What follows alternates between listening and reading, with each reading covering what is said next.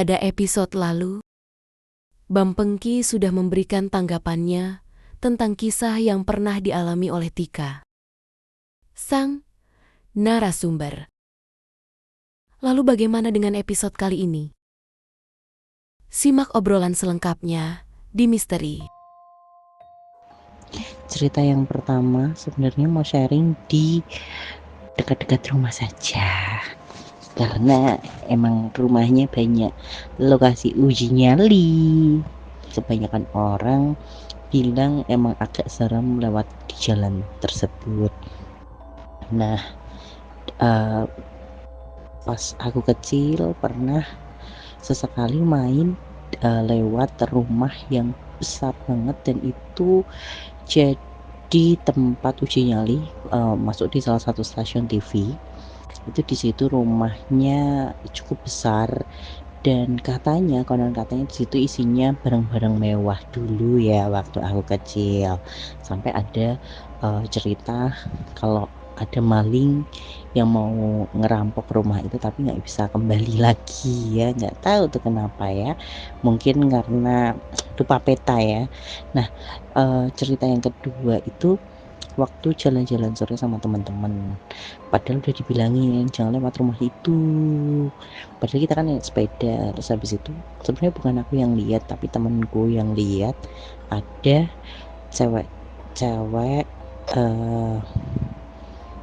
Belanda kayaknya, aku lupa ceritanya, tapi karena itu kejadiannya sama aku di situ, tapi aku nggak lihat, dan kebetulan bukan aku yang didadahin, karena habis itu teman aku didadah-dadahin sama si wanita tersebut ya. Aku nggak tahu sih namanya siapa, bentuknya kayak gimana, karena aku nggak mau lihat ya.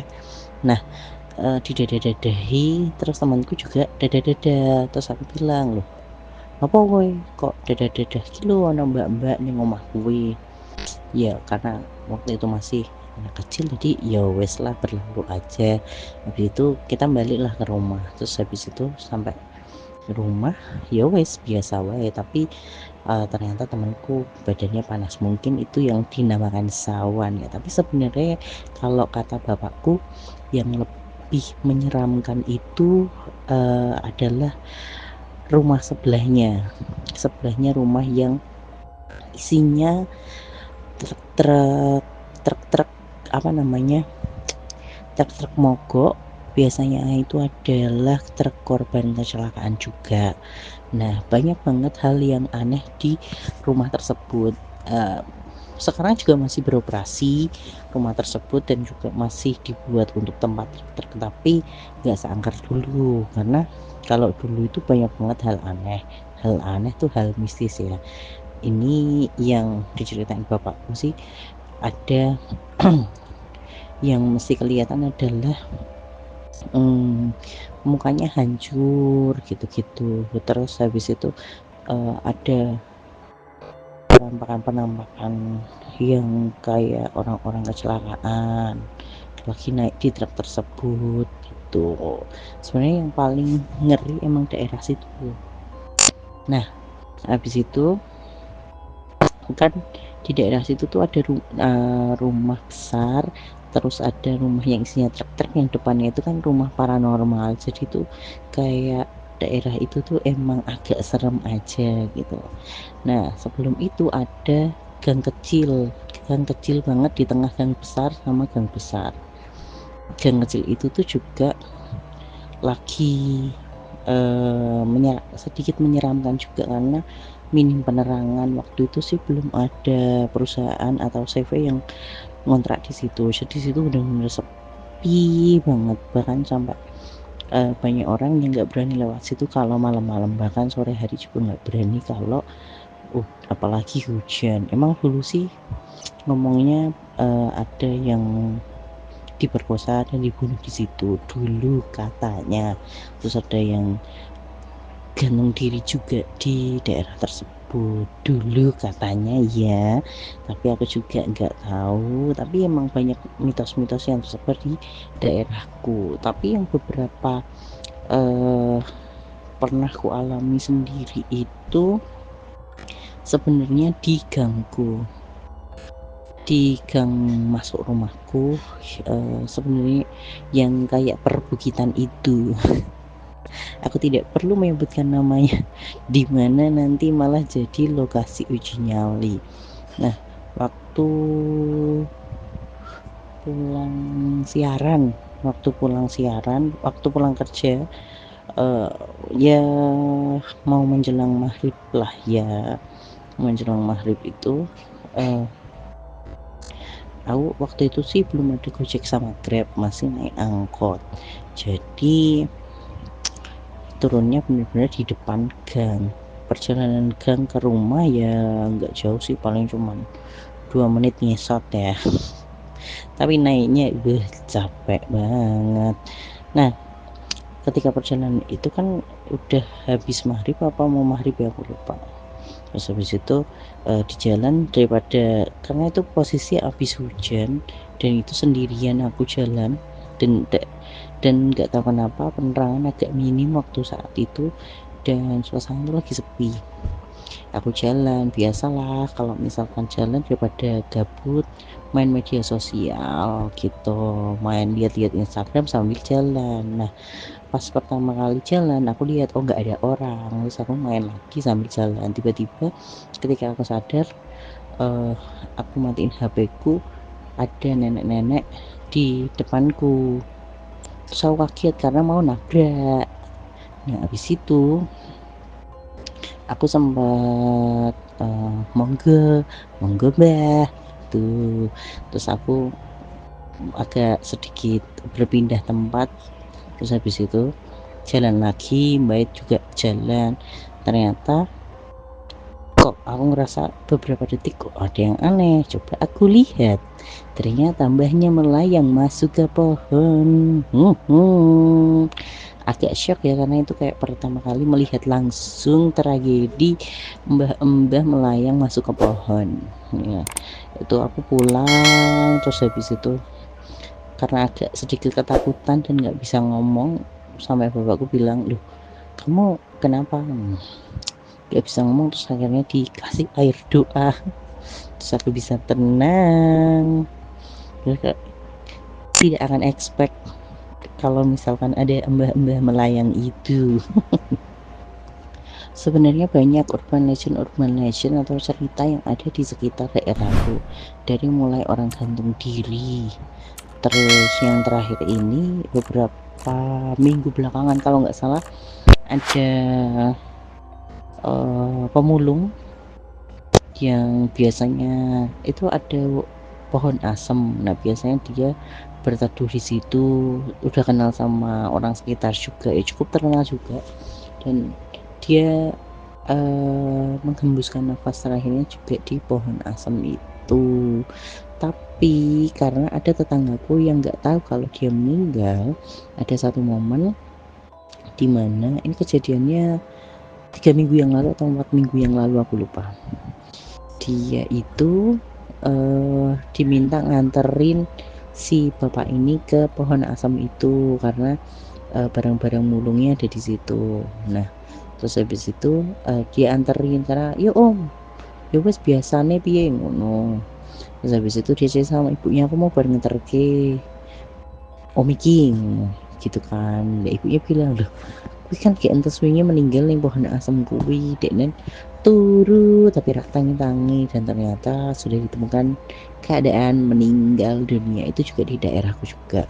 Paling fenomenal waktu itu adalah di lapangan badminton dekat daerah juga, di kelurahan ada satu lapangan yang disewain. Nah, habis itu pada main badminton sampai jam 12 malam nggak kerasa. Tiba-tiba ada satu momen di mana mereka melihat ke pohon. Di situ ada pohon besar di kelurahan. Nah, di situ kok ada cewek jam segini ngapain?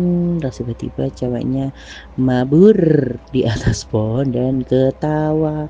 Langsunglah mereka bubar gerak jalan gitu sih. Terus ini yang masih di daerahku juga, yang terakhir itu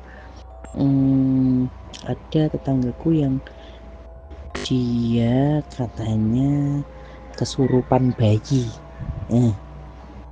Menurutku agak kurang masuk akal ya, tapi kesurupan bayi kia membuatnya nggak bisa apa-apa, dia nggak bisa ngomong, nggak bisa apa, nggak lumpuh dan sebagainya. Terus katanya dokter juga nggak ada penyakit apa-apa, yaitu kalau nggak salah pemain apa ya yang kayak jaranan tradisional atau apa gitu.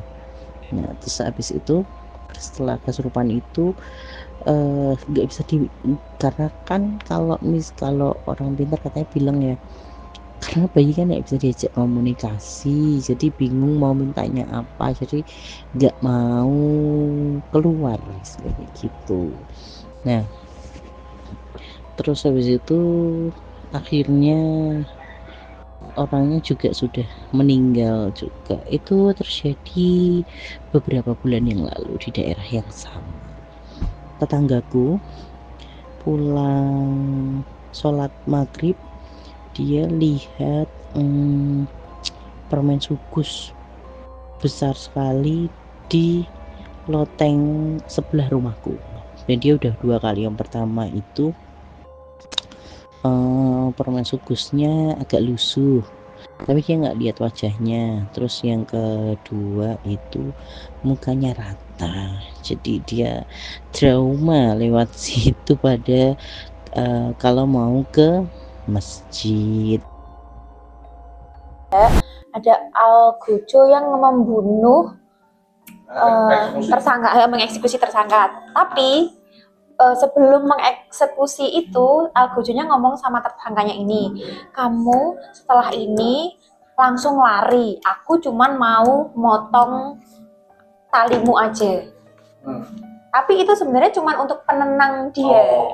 Nah, tanpa disadari itu, si yang terdakwanya ini tuh beneran lari pulang ke rumah. Padahal sudah dipotong. Tapi di film cuplikan itu belum diceritakan. Lari pulang ke rumah, ketemu sama istrinya, hidup dengan istrinya. Terus beberapa tahun setelah itu Algojonya tidak sengaja melewati rumah dari terdakwa itu, ketemu sama istrinya mengucap terima kasih sama Algojonya karena tidak membunuh suaminya. Terus akhirnya Algojonya kan kaget, ya. Akhirnya Algojonya ngomong ke istrinya itu kalau sebenarnya saya itu sudah membunuh suamimu. Terus pas cuplikan terakhirnya emang di lehernya yang dianggap suaminya yang masih hidup itu udah ada garisnya gitu loh. Itu bisa nggak sih, maksudnya kayak bisa. Dia kan nggak sadar kalau dia tuh udah meninggal. Dia nggak sadar. Tapi istrinya juga melihat. Yang anehnya adalah istrinya kan fisik ya. Dia melihat fisiknya. Terus dia harusnya dia udah meninggal kan. Tapi itu cuma film sih. Maksudnya nggak tahu apa itu kisah nyata. Ada nggak ya kisah nyata kayak gitu juga? Itu ada sebuah cerita kayak itu ada. Jadi dia itu sampai berapa waktu dia itu tidak tahu kalau dia sudah meninggal. Di posisinya itu dia meninggal itu waktu itu di hutan. Di hutan dia tidak ketahuan. Belum sampai akhirnya ada warga mengetahui jasadnya itu, baru bawa pulang, baru dia tahu kalau warganya juga baru tahu kalau baru dia sudah meninggal. Itu memang itu selama kalau nggak salah itu satu minggu atau berapa itu. Jadi dia di rumah ya seperti biasa, cuma dalam waktu-waktu tertentu dia menghilang. Menghilang kemana? Tidak tahu. Jadi posisi tidak di rumah. Di waktu-waktu tertentu.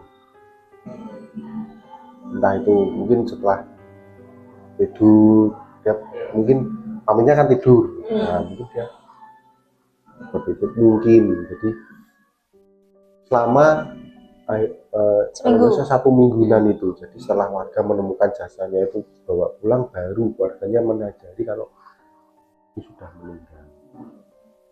Pernah ada kejadian? Ada. Kalau ini kisah nyata, Mas Denny pernah dengar nggak di luar negeri ada anak kecil hilang selama beberapa hari atau berapa lama, terus pas balik dia udah berubah fisiknya, tapi diduga itu anak kecil yang hilang itu, tapi masih hidup. Oh, tahu. Sini aja ada cerita gitu ya. Indonesia juga ada. Itu kisah nyata sih kalau itu. Karena katanya ya di alam sana itu pertumbuhannya lebih cepat ya. Maksudnya waktunya tuh kita nggak merasa, tidak merasa. berbeda dengan yang ada di alam nyata sini. Gimana tuh itu? Jadi begini, itu bisa jadi memang dia masih hidup. Makan dia waktu itu kondisi hilangnya kan waktu kecil. Waktu kecil dia di hutan, akhirnya dia juga bertahan hidup seperti apa, entah itu nanti entah ada hewan yang akhirnya memberi makan atau gimana kan. Tapi pas balik juga masih kecil, ya nggak sampai, mungkin nggak sampai lama, tapi masih kecil juga. Kan berubah ada fisiknya. sudah berubah karena kan gini, berarti kita 1 minggu aja nggak usah potong. Kita sudah beda. Apalagi di hutan yang liar, alam yang nggak tahu. Ya mungkin salah itu banyak cuma berapa hari di sini udah tahunan mungkin. Iya ya. Tapi juga bisa gini, dia melewati portal kembali ke berarti jadi portal itu waktu di situ lebih lama, lebih cepat, berarti dia dengan kontingen lebih cepat akhirnya, tapi dengan akhirnya dia kembali tapi ya dengan itu sudah berubah fisik. Itu juga bisa. Ini ceritanya anak kecil hilang, dicari-cari nggak ketemu, terus ya mungkin nggak sampai tahunan ya, karena pas ketemu juga masih kecil itu, tapi tuh fisiknya udah beda gitu loh, cuman hanya pakaiannya aja yang masih sama, cuman udah awalnya kan kayak gemoy gitu terus jadi kurus gitu. Iya. Di luar negeri sih. Ya. Di sini juga pernah Ada. Ya, mungkin ada yang pernah ngalamin sobat stories Bisa yang aneh-aneh kayak gitu.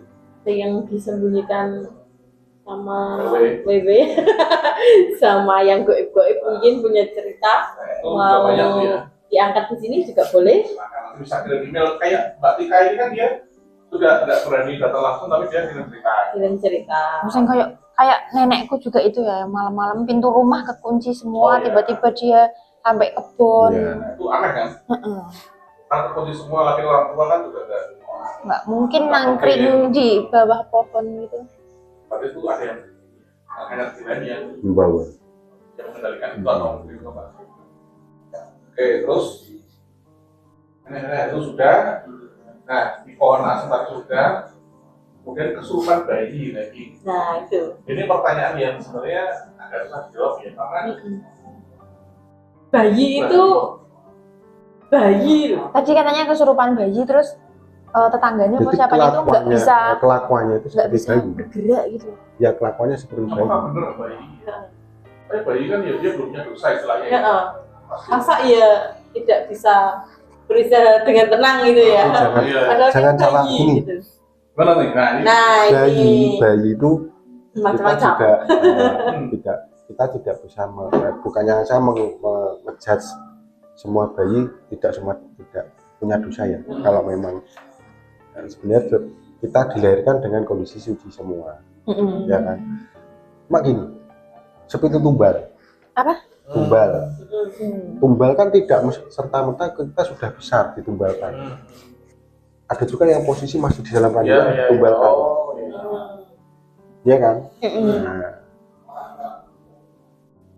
posisi bayi ditumbalkan itu kan nanti kan ikutnya menjadi pengikut dari penyembah yang disembah dari pesugihan itu. Iya, karena sudah pengikutnya. Karena sudah ada perjanjiannya, mungkin umur 7 bulan. Kemarin saya ada, ambil. aku lihat. Tuh. Jadi sudah kita dengan seperti itu kita kan pasti membuat perjanjian, mungkin tidak. Jadi kayak kita pesugihan kayak gini, kayak Mr. G itu juga secara tidak langsung itu sebenarnya kita di waktu orang tersebut diajak hubungan itu sebenarnya kita bikin perjanjian. Jadi ya tidak tertulis.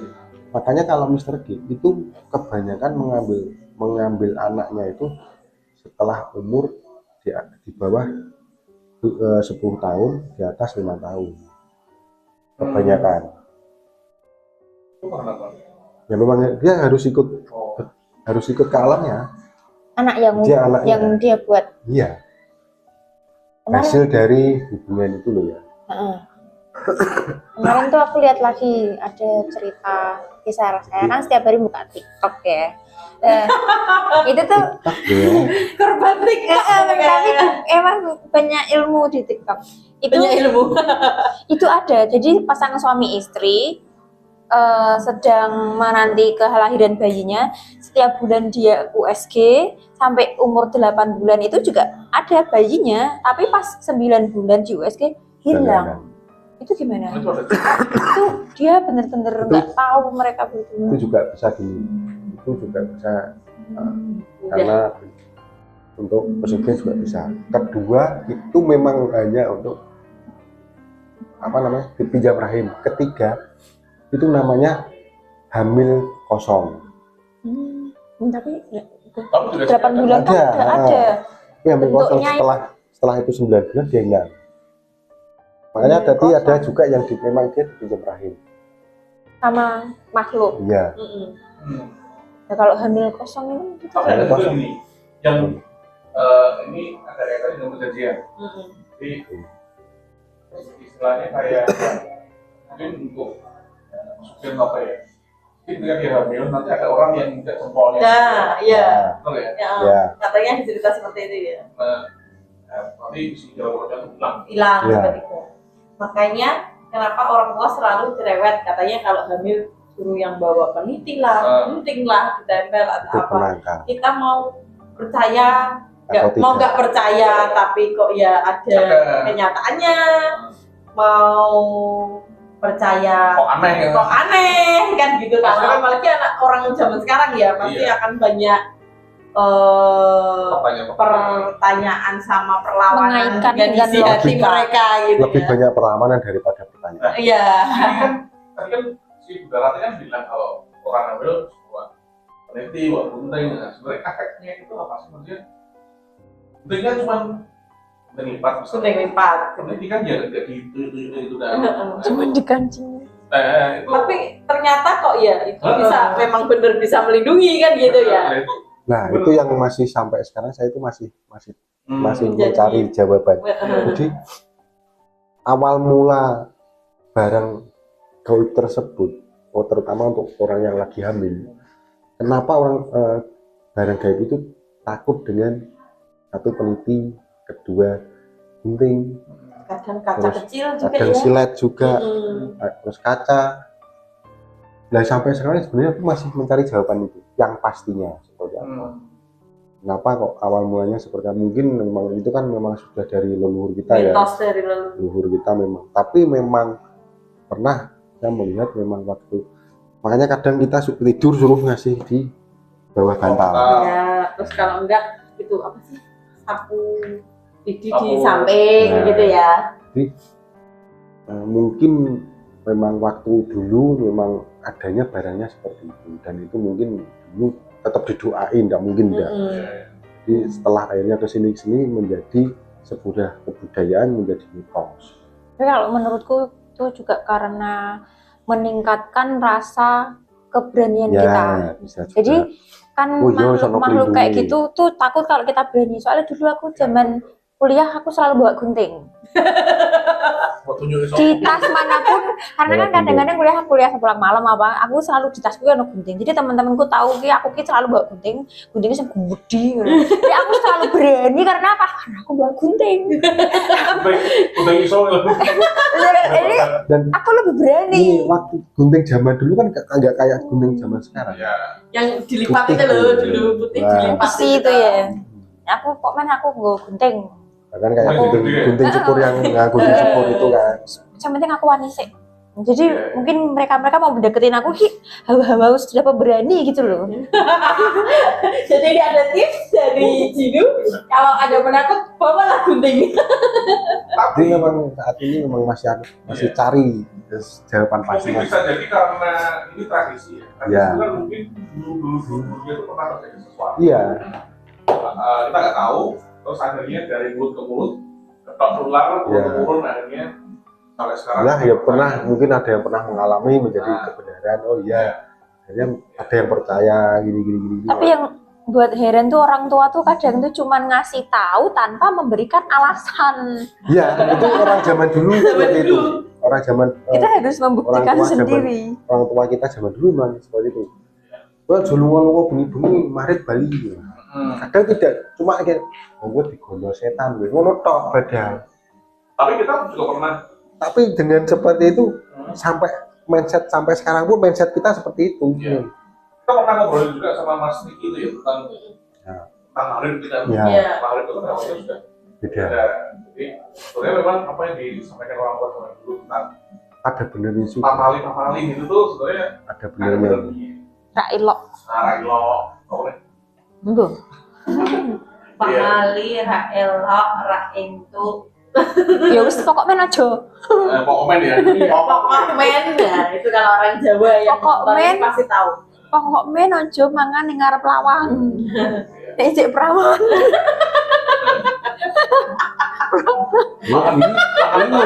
Ini ngombe ngarep lawan. Lawang iso kok. Ini ngono. Ya ini ada poin 5 dan 6 kita gabungan saya ya. Ada penawaran Mbak Kunti dan permen sugus. Maksudnya permen sugus itu pocong. Pocica. Pocica. Sebenarnya apa sih yang menarik mereka itu untuk bertempat tinggal di suatu tempat itu? Maksudnya misalnya ada koloni, banyak pocong di situ atau banyak kumpul di situ. Kenapa suka bertempat di situ? Apakah ada sepatunya atau apa? Pocongnya besar. Ya, pocongnya besar juga tadi ya. Di atas genteng. Kenapa mereka Kayak pocong itu dia lebih kalau kita sering lihatnya lebih suka di pohon pisang. Karena itu paling mudah dia bermanipulasi di situ. Dan kalau Kunti ya Mbak Kunti kan, kalau saya sering lihat dulu seringnya itu melihatnya dia sering duduk di pohon bambu. Mbak Kunti. Pohon bambu. Duduk Di pucuk pohon atasnya. bambu. Ya kadang lengkung ini duduk di bawah, duduk di atas ini.